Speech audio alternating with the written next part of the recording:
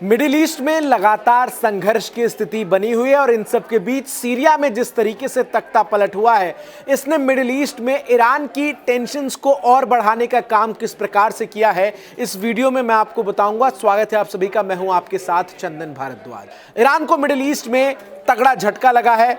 हयात तहरीर अल शाम के नेतृत्व में विद्रोही गुटों ने मात्र 11 दिनों के भीतर सीरिया में ईरान के करीबी बशर अल असद को सत्ता से बेदखल कर दिया है और सीरिया में तख्ता पलट हो चुका है। और इन सब के बीच राष्ट्रपति बशर अल असद आनन फानन में मॉस्को पहुंच चुके हैं और मॉस्को में पुतिन ने उन्हें राजनीतिक शरण देने का फैसला किया है। और अब ऐसे में सवाल ये खड़े हो रहे हैं कि आखिर बशर अल असद, जिनकी नज़दीकी रूस और ईरान दोनों से बहुत ज़्यादा थी, उन्होंने रूस को ही क्यों चुना, मॉस्को ही क्यों गए, वो तेहरान क्यों नहीं गए? ये तमाम बातें जो हैं वो इस वक्त जोर पकड़ी हुई हैं। उधर सीरिया में बशर अल असद सरकार को बचाने में नाकाम रहने के बाद रूस ने बशर अल असद को अपने देश में राजनीतिक रूप से शरण देने का निर्णय लिया। और कल जब खबरें आई कि बशर अल असद जो हैं वो सीरिया दमिश्क छोड़कर भाग चुके हैं, तो उसके बाद उनका प्लेन जो है वो अचानक से गायब हो गया और फिर शाम तक जानकारी आई कि वो रूस पहुंच चुके हैं। गौरतलब है कि बशर अल असद का परिवार पहले ही स्थितियों को भांपते हुए मॉस्को पहुंच चुका था और उन्हें वहां सुरक्षित स्थान पर रखा गया था। और उसके बाद जैसे ही तख्ता पलट हुआ और जो विद्रोही गुट है उसने दमिश्क पर कब्जा किया, बशर अल असद भी चुपके से मॉस्को की तरफ रवाना हो गए। अब सवाल ये खड़ा हो रहा है कि आखिर बशर अल असद ने मॉस्को को क्यों चुना? दमिश्क से तेहरान की दूरी 1400 किलोमीटर की है, तो वहीं मॉस्को की दूरी 4500 किलोमीटर की है। आखिर पास जाकर बशर अल असद ने खुद को सुरक्षित करने के बजाय दूर जाना क्यों मुनासिब समझा?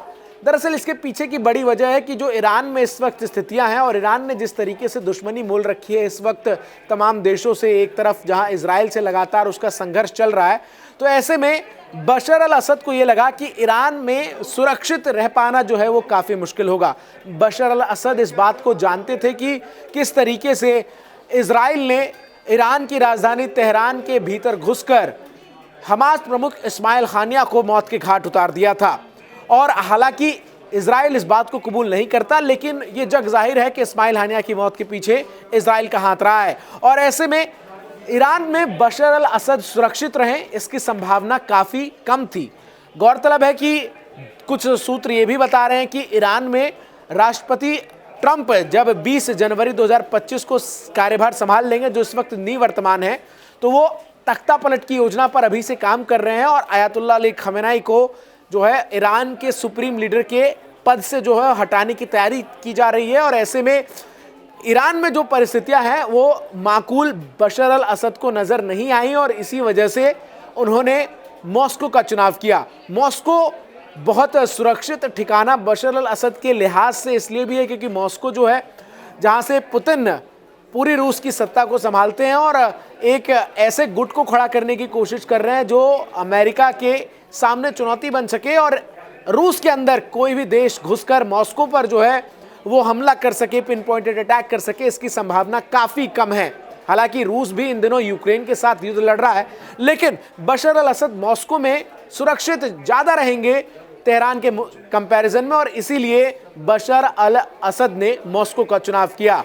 गौरतलब है कि सीरिया में जब जो तस्वीरें सामने आ रही हैं, जहां बड़ी संख्या में जो तमाम विद्रोही गुट हैं उन्होंने सरकारी संस्थानों पर कब्जा कर लिया है और जो लोग हैं वो लगातार सड़कों पर नजर आ रहे हैं। और मिडिल ईस्ट में साल खत्म होते होते तक एक और तख्ता पलट जो है वो देखने को मिल गया है।